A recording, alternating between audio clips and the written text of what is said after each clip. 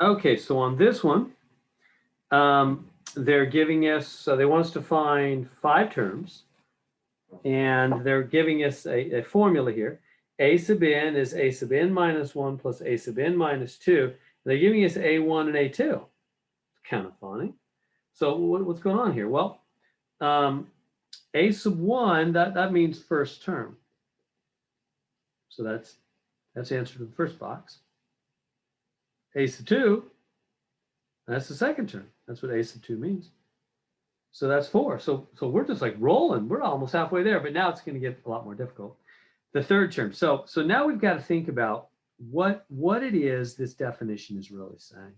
Let me grab this. Now we haven't even had to use this yet, huh?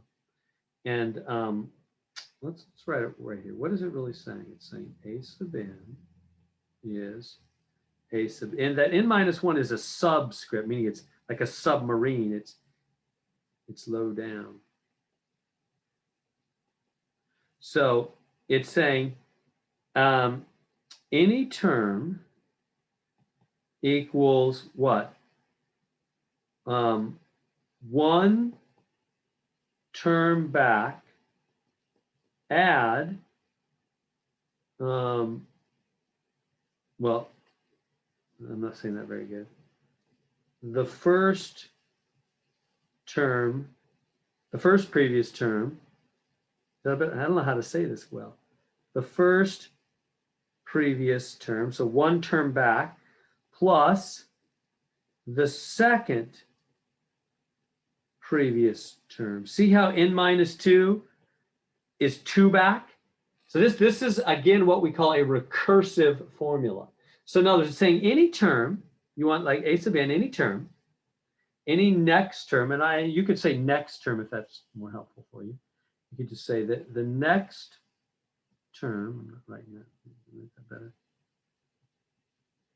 The next term is the first term back, the first previous term, plus the second previous term.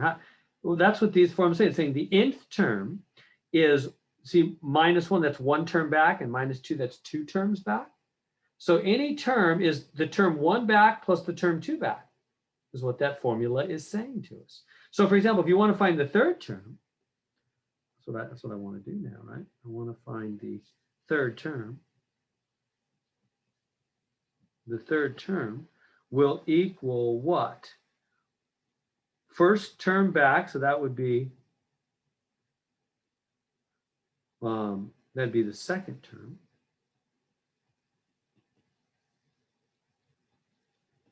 Plus the first term.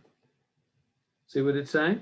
Saying if you want to find any term, you take 1 term back and 2 terms back, right? So if you're at the third term, the previous term's the second, the one before that's the first.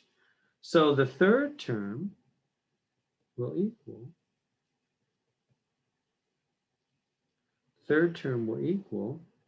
4 plus 3. So it's 7. So this is 7.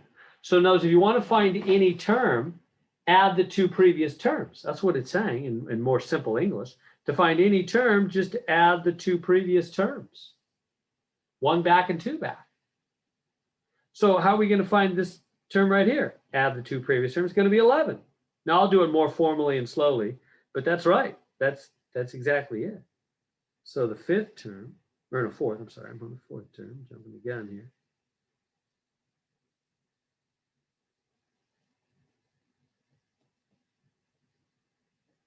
Fourth term is going to be 1 term back, so it's going to be the third term plus the second term. That's what this formula here is saying. Any term, any next term is 1 back plus 2 back. A sub n is a sub n minus 1 plus a sub n minus 2. So the fourth term is going to be the third term. What's the third term? 7 plus 4.